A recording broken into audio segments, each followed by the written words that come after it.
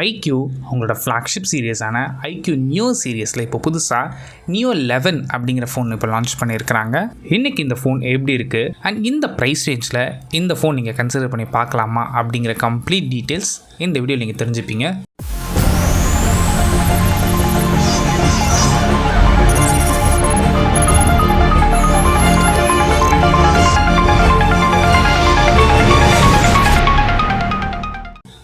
First நம்ம பார்க்குறது design பொறுத்த வரைக்கும் நியூ சீரீஸில் என்ன மாதிரி டிசைன் இதுக்கு முன்னாடி கொடுத்தாங்களோ கிட்டத்தட்ட சிமிலரான டிசைன் தான். கேமராவோட டிசைனும் கிட்டத்தட்ட சிமிலராக தான் இருக்குது.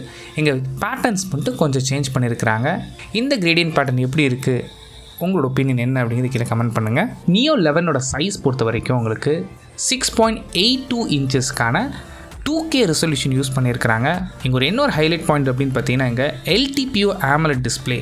ஸோ LTPO அப்படிங்கும்போது உங்களுக்கு 1 ஹெர்ட்ஸில் இருந்து 144 ஹெர்ட்ஸ் வரைக்கும் சேஞ்ச் ஆகிற வேரியபிள் ரெஃப்ரெஷ் ரேட் சப்போர்ட் இருக்குது. அண்ட் இந்த டிஸ்பிளேயோட ரெஃப்ரெஷ் ரேட் பொறுத்த வரைக்கும் உங்களுக்கு 144 ஹெர்ட்ஸ். ஸோ நீங்கள் கேமிங்லாம் ப்ளே பண்ணும்போது ரொம்ப நல்லாயிருக்கும். சில கேம்ஸ் இப்போ 144 ஹெர்ட்ஸ் சப்போர்ட் பண்ணுது. அண்ட் ரெகுலர் யூசேஜுக்கு உங்களுக்கு ரொம்பவே ஸ்மூத்தாக இருக்கும்.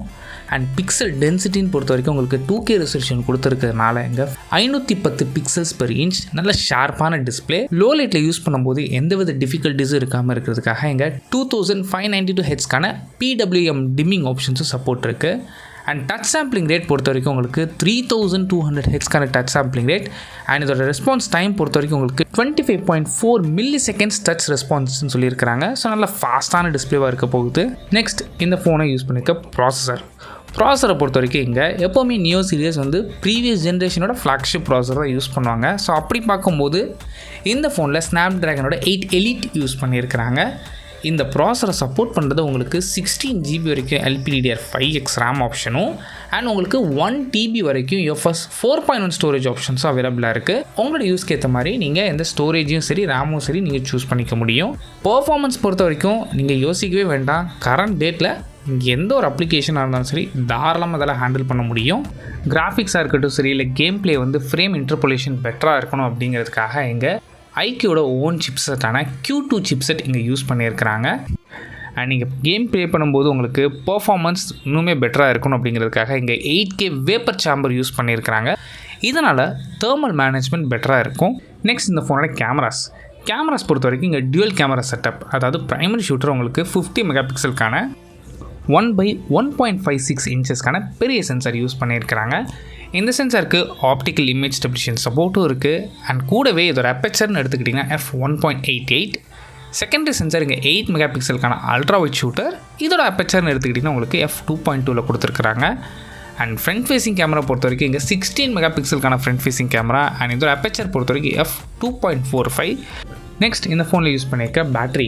இந்த ஃபோனை பவர் பண்ணுறதுக்கு இங்கே 7500 mAhக்கான பேட்டரி சப்போர்ட்டும் அண்ட் 100 வாட்ஸ்க்கான ஒயர்டு ஃபாஸ்ட் சார்ஜிங் சப்போர்ட்டும் கொடுத்துருக்குறாங்க. ஒயர்லெஸ் சார்ஜிங் சப்போர்ட் கிடையாது, பட் இதுவே தாராளமாக போதுமானது தான். அண்ட் டைமென்ஷன்ஸ் பொறுத்த வரைக்கும் உங்களுக்கு 216 கிராம்ஸ் வெயிட் அண்ட் திக்னஸ் பொறுத்த வரைக்கும் உங்களுக்கு 8.05 mm thickness.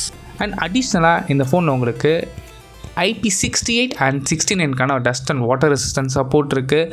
Ultrasonic 3D fingerprint sensor support இருக்குது. Wi-Fi 7 சப்போர்ட் இருக்குது. கூடவே Bluetooth வெர்ஷன் 5.4 சப்போர்ட்டும் கொடுத்துருக்குறாங்க. இவ்வளோ நேரமாக ஹார்ட்வேர் பற்றி பார்த்தோம். சாஃப்ட்வேர் பொறுத்த வரைக்கும் இங்கே Android 16 ரன் ஆகுது. இதுக்கு மேலே விவோவோட ஓன் UAயான OriginOS வெர்ஷன் 6 அப்ளை பண்ணியிருக்கிறாங்க. அண்ட் ஃபைனலாக இந்த ஃபோனோட ப்ரைஸிங். இப்போதைக்கு இந்த ஃபோன் சைனாவில் லான்ச் பண்ணியிருக்கிறாங்க. இந்தியாவில் எப்படியும் கூடிய சீக்கிரம் லான்ச் பண்ணிடுவாங்க. சைனீஸ் ப்ரைஸை இந்தியன் ருபீஸ் கன்வெர்ட் பண்ணி பார்க்கும்போது பேஸ் வேரியண்ட், அதாவது 12GB RAM 256GB வேரியண்ட்டே உங்களுக்கு 32,500 ரூபீஸ்க்கு ப்ரைஸ் பண்ணியிருக்கிறாங்க. அண்ட் டாப் அண்ட் வேரியண்ட் உங்களுக்கு 1TB வேரியண்ட் உங்களுக்கு 47,000 ரூபீஸ்க்கு ப்ரைஸ் பண்ணியிருக்கிறாங்க.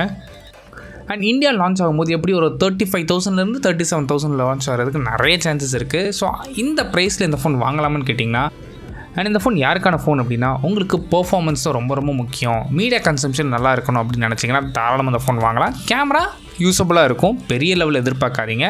ஸோ ஓவராலாக இந்த ப்ரைஸ் வச்சு பார்க்கும்போது ஒரு பெட்டர் வேல்யூ ஃபார் மணி ஃபோனாக தான் தெரியுது. இந்தியாவில் ஒரு 35,000 ரூபீஸ்க்கு லான்ச் பண்ணாங்கன்னா தாராளமாக இந்த ஃபோன் நீங்கள் கண்ணை மூடிட்டு வாங்கலாம்.